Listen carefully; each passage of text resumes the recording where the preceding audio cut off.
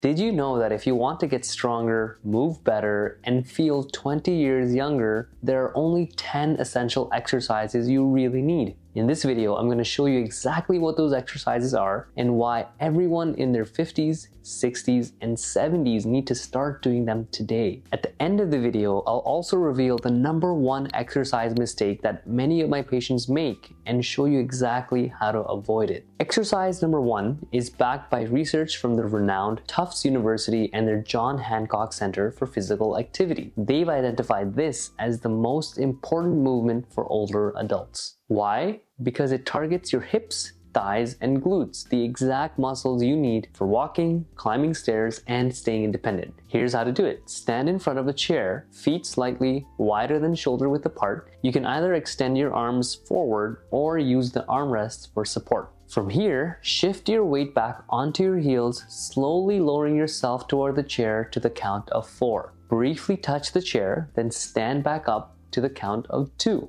This is called a slow sit-stand or chair squat, and the key is to rise up quickly, which improves your speed and power, while lowering slowly improves your muscle mass and strength. Start with 10 repetitions, rest for 1 minute, then do another set of 10. To make it easier, you can use the armrest for support, or to make it more challenging, hold a weight in your hands. This is a foundational exercise for your lower body strength. Everything else builds on from here. Now, to make things easier to follow along, I've created a free printable exercise sheet for you. It's got step-by-step instructions with photos of each exercise from today's video. You can download it right now, just click the link in the description below. Moving on to exercise #2, which also comes from Tufts University, we're targeting the major muscles of your upper body, your arms, shoulders, and chest. I'll show you 3 versions so you can choose which one works best for you, but let's start with the most practical version. Find a sturdy kitchen or counter or high table, stand arm's length away, and place your hands shoulder width apart on the edge.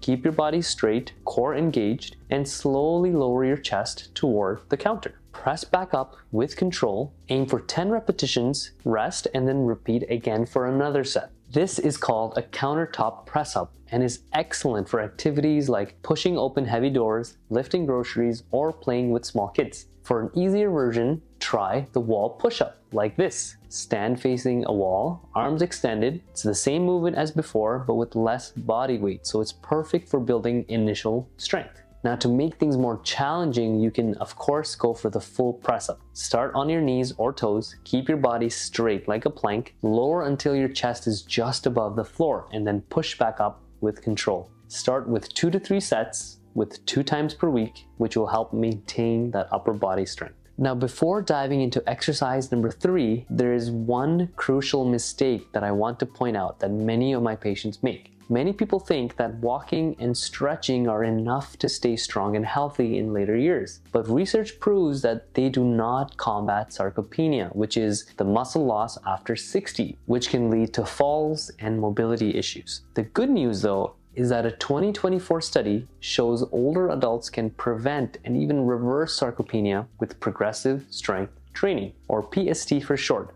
This is a method of gradually increasing challenges as exercises get easier. Think of it like watering a garden. You don't keep watering plants the same amount forever, because as they grow, they need more and more water. Your muscles are the same. By slowly ramping up your exercises with PST, you can actually reverse muscle loss. And that's how my 70-year-old patients move like they're decades younger. Okay, let's move on to exercise #3, a powerful movement for your back, core, and your trunk muscles. These often forgotten muscles are essential for stability and everyday lifting tasks. Let's start by standing feet shoulder width apart while holding on to light weights or soup cans in both hands. Lean forward as far as you feel comfortable, keeping your core tight, and from there, pull the weights towards your chest, squeezing your shoulder blades together. Lower slowly and then repeat 10 times for 2 to 3 sets. Start light and progress gradually. Remember our garden principle. This is called the standing row, and it's excellent because it strengthens the largest muscle in your back, which is called the latissimus dorsi.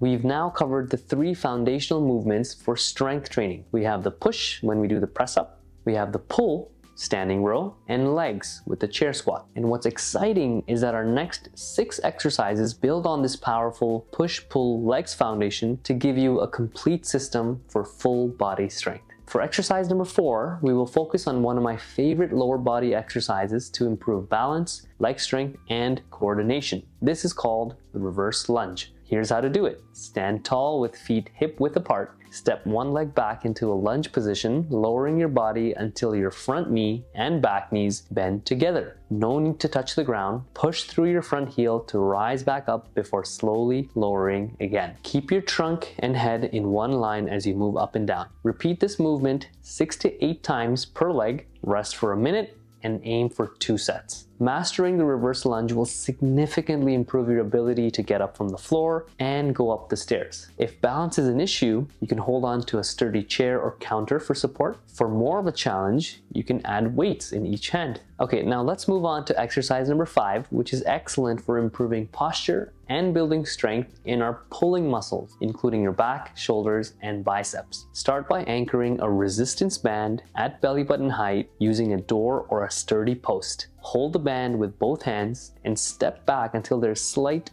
tension already on the band. Pull the band toward you, keeping your elbows close to your body, and squeeze your shoulder blades together. Slowly release back to the starting position. This is called the row using resistant bands and is excellent for improving movements like opening doors or lifting groceries. It is a fantastic pull exercise. Aim for 10 to 12 repetitions, 2 to 3 sets, 3 times a week. Now, so far we have worked out our legs, upper body, and core. For exercise number 6, we are going to focus on building our grip strength and overall functional fitness. Now, did you know that grip strength is one of the most significant predictors of mortality? A huge worldwide study has linked it to better heart health, reduced disease risk, and even a longer life. Building grip strength isn't just about opening jars, it's about living stronger and longer. For exercise number 6, let's strengthen that grip and your core stability with the farmer's carry. Here's how to do it. Grab a heavier than normal weight in each hand. Dumbbells or grocery bags work great. You can start with 5 or 10 pounds. Stand tall with your shoulders back and walk in a straight line for 10 to 15 steps. Ensure your core is strong and tight and your hands are slightly away from your body. Don't cheat. Rest, then repeat for 2 to 3 sets. This exercise not only boosts grip strength, but also mimics real-life tasks like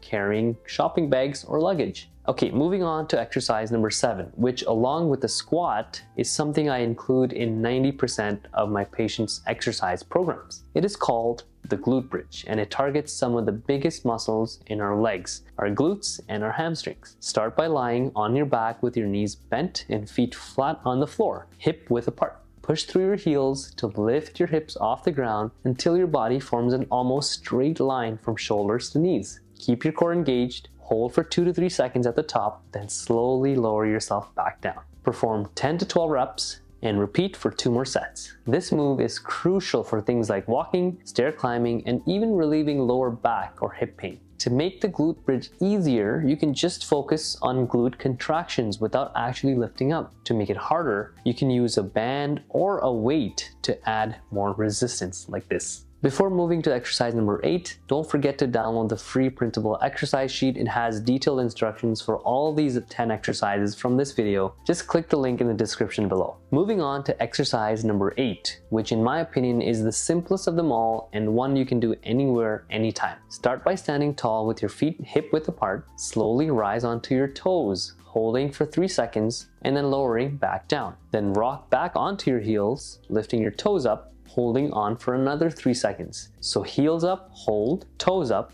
hold. Aim for 10 to 15 repetitions for each for 2 to 3 sets. These are called heel and toe raises, and they are fantastic for strengthening your calves, which can make walking, jogging, or even standing for long periods much easier. You can also do this exercise while sitting and watching TV, which is of course the easier option, but to make it harder, you can do a single leg heel raise by holding on to support. For exercise number 9, we're going to target your deep core muscles, which many physical therapists trust for enhanced stability in all your workouts. Here's how to perform a simple exercise that many people enjoy. It's not the crunch. Lie on your back, arms reaching up to the ceiling, knees bent at 90 degrees. Lift knees one at a time until your shins are parallel to the floor. Keep your lower back flat and your core engaged, not your hip muscles. Hold for 10 to 30 seconds, doing it for 3 to 5 sets, 4 to 5 times per week. This is called the dead bug, and it's a simple yet powerful core exercise. If you are a beginner, start with one limb at a time. For increased challenge, you can try alternating leg extensions from the initial dead bug position. We've now covered 9 powerful exercises, but before I show you the last one, there's one more mistake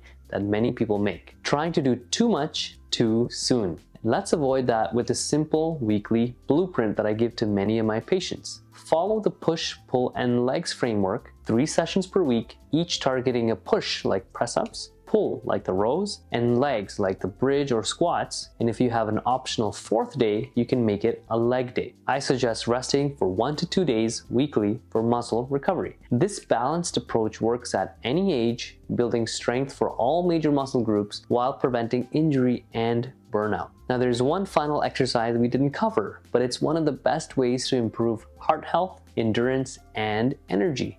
Drum roll, it's cardio, which isn't my favorite either, but no exercise program is complete without this. Just choose what you enjoy: walking, dancing, swimming, sports, biking, or these other ideas. Just aim for about 45 minutes weekly, broken into 10 to 15 minute sessions, eventually working your way up to 150 minutes per week, which is the benchmark set by physical activity guidelines worldwide. Now that you know these 10 fantastic exercises, there's something even more exciting. Did you know that you can build incredible leg strength and improve your walking in just 10 minutes per day? Click on this video and I'll show you a simple 10-minute routine which is perfect for anyone over 50.